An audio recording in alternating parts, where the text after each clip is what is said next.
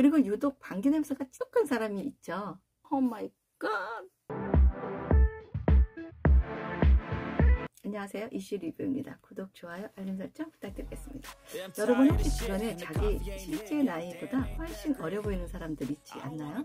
자기 관리를 잘하여 세련돼 보이는 거 말고 진짜 젊고 어려 보이는 이유에 대해 이야기 나눠보도록 하겠습니다.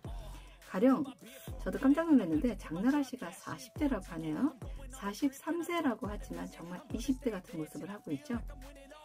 우리의 세포는 분열하며 증식하는 과정이 수정란에서부터 생물이 완성되기까지 생명활동엔 매우 중요한 과정이죠.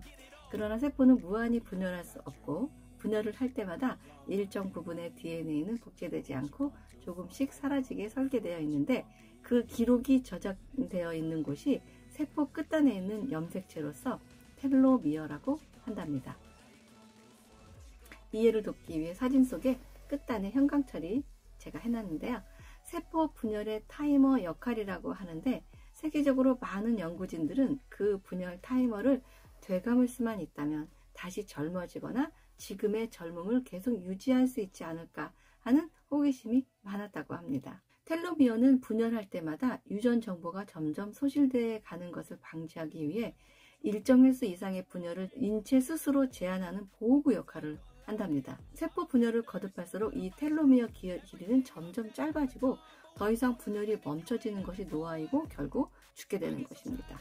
형광 부분으로 해놓은 모든 세포의 부분이 닳아서 없어지면 인간의 수명은 다하는 것이라고 생각하시면 되겠습니다.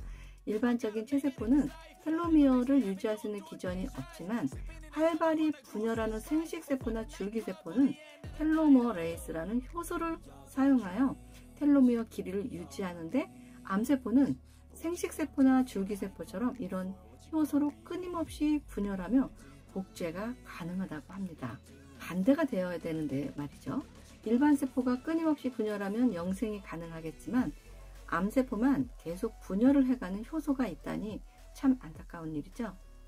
1975년부터 1977년 사이에 영국의 캠브리지 대학의 엘리자베스 블랙번이 세포 끝단에 텔로미어를 발견하게 되었고 캐롤 그라이더와 함께 텔로머레이즈 효소의 활성을 알아낸 후 잭 쇼스텍과 함께 2009년 노벨 생리의학상을 수상하게 되었습니다. 그런데 최근 스페인 과학자들이 생쥐 실험을 통해 텔로미어의 길이를 늘려 수명을 20%나 연장시키는 연구에 성공하였다고 합니다.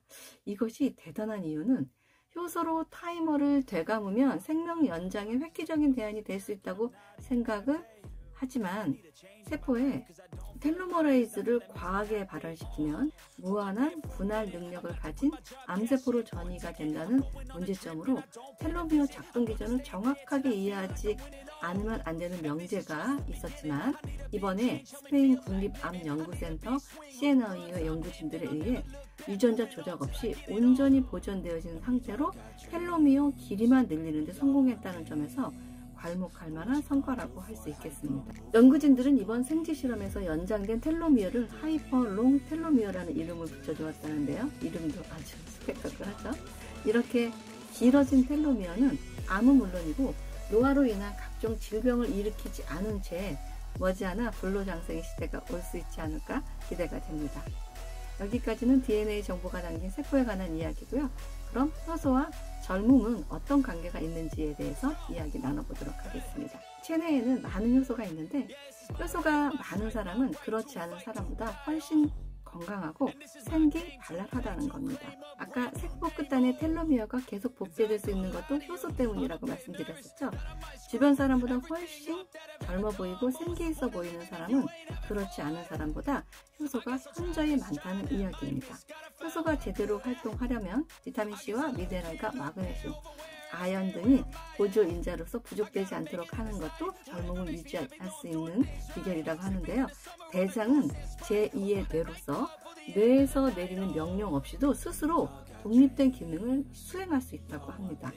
행복 호르몬 신경 전달 물질인 세로토닌의 90%가 뇌가 아닌 장에서 분비된다고 하니 장이 튼튼한 사람은 행복 호르몬이 더 많이 분비되고 행복함은 면역성을 높여서 질병으로부터 방어력이 더 우수해지기 때문에 노화가 더딜 진행이 된다는 것은 상식적으로 생각해도 이해가 되는 부분이죠. 그래서 장이 건강한 사람이 더 젊어 보인다. 즉, 장 건강이 젊음의 키포인트다 이겁니다. 그리고 유독 방귀 냄새가 찌독한 사람이 있죠. 이는 장내 유해가스가 많다는 뜻으로 유해가스는 장기와 혈액으로 침투되어 세포 노화를 촉진시키고 피부를 더 칙칙하게 만드는 원인이 되는 거죠. 장내 좋은 효소가 풍부해지기 위해서는 각종 미네랄이 부족되지 않도록 하는 것과 더불어 발효식품을 충분히 섭취하는 것이 좋다고 하는데, 발효식품으로는 많이들 아시죠? 청국장, 식혜, 된장, 고추장, 젓갈, 신김치, 치즈, 홍어, 와인 같은 식품이고요. 특히 아사이베리, 블루베리 등과 같은 베리류가 상당히 항산화 식품으로서는 텔로미어의 길이를 늘리는데 아주 좋은 역할을 하는 슈퍼푸드에 속한다고 하니, 배고플 때 탄수화물 대신 이런 슈퍼푸드로 허기를 달래시는 게 훨씬 젊음을 유지하는 데 비결이라고 하겠습니다. 체내 활성산소를 없애는 것도 굉장히 좋은 방법이죠. 과격한 운동은 레스퍼토리 버스라는 호흡 폭발 과정을 통해서 활성산소의 생성을 오히려 급격히 증가시키죠. 운동을 너무 많이 하는 사람이 오히려 더 노화가 빨리 온다는 이유는 이런 활성산소의 공격 때문이죠. 오늘의 결론, 텔로미어를 늘리는 방법, 즉 젊음을 유지하고 회춘할 수 있는 방법, 행복 호르몬과 텔로미어의 효소를 많이 만드는 것은 어디에 있다? 장 건강에 있다. 끝까지 시청해주셔서 감사드리고 도움이 되셨으면 좋겠습니다. 다음에 더 좋은 이슈로 찾아뵙겠습니다. 감사합니다.